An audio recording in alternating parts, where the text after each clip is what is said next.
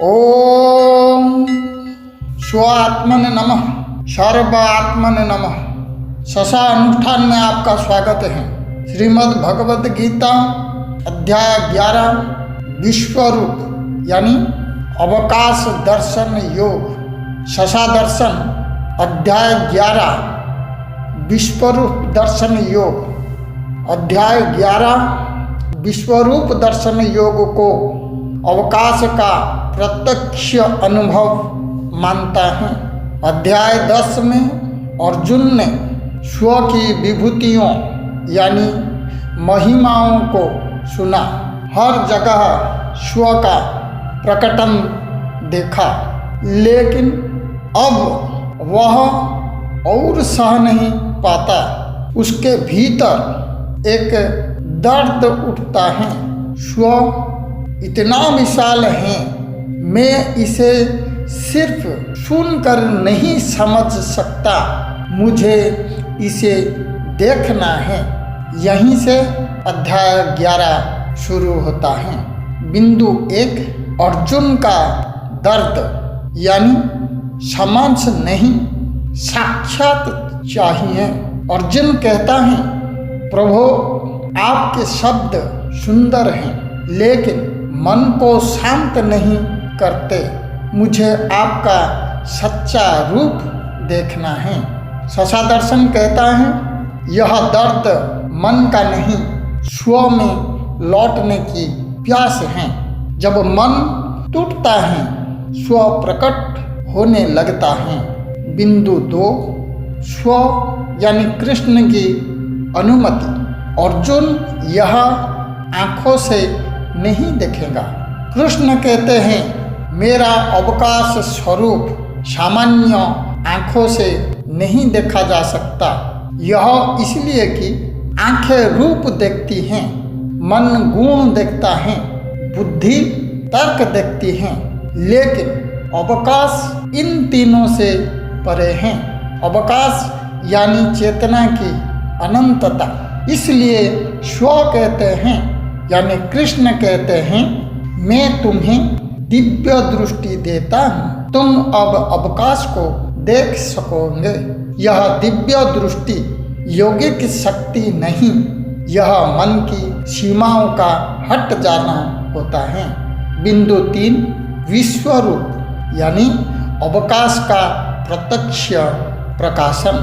जब अर्जुन देखता है असंख्य मुख, असंख्य नेत्र, प्रकाश की अनंत धाराएं, समय की पूरी धारा, जन्म मृत्यु एक साथ, सृष्टि और संहार एक ही लय में, शशा दृष्टि में इसका अर्थ है अवकाश यानी सर्व अवकाश, स्व का सर्वव्यापी अनंत विस्तार जो सबको समेटता है। यह चमत्कार नहीं, यह चेतना का साक्षात्कार है। बिंदु 4 अर्जुन क्यों डर गया? अर्जुन कांप उठा। उसे लगा कि सब खत्म हो जाएगा। क्यों? क्योंकि अवकाश दिखता है, सीमा रहित, दिशा रहित, समय रहित, कर्ता यानी भाव से भी परे। मन सीमित है, अवकाश असीम है। जब सीमित मन असीम को देखता है, डरता ही है।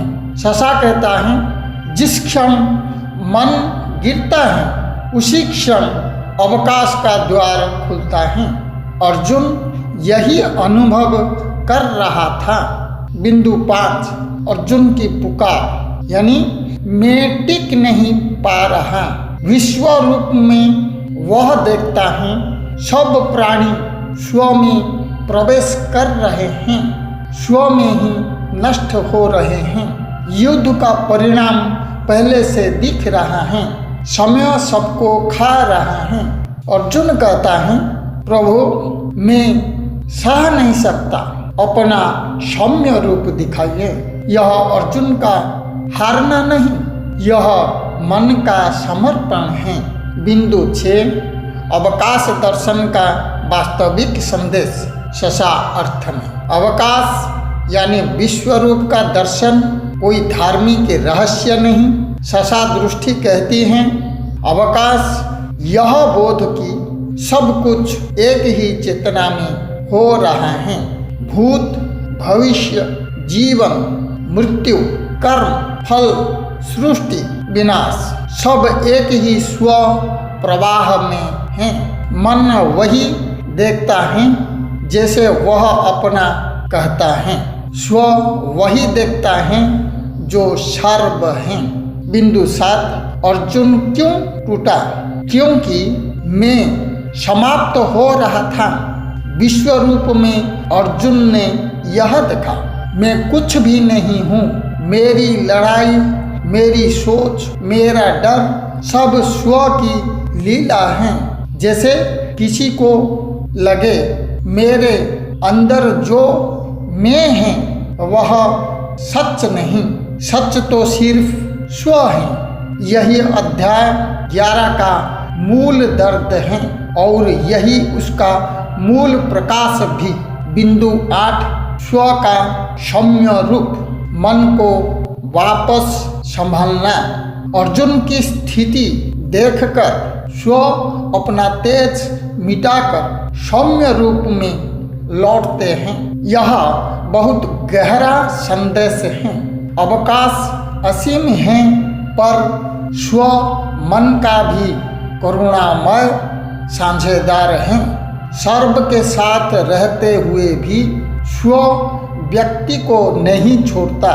बिंदु 9 शशा निष्कर्ष यानी अध्याय 11 का सार। बिंदु अवकाश दर्शन प्रकाश से नहीं समर्पण से होता है। बिंदु मन टूटता है तभी स्व का अनंत रूप दिखता है।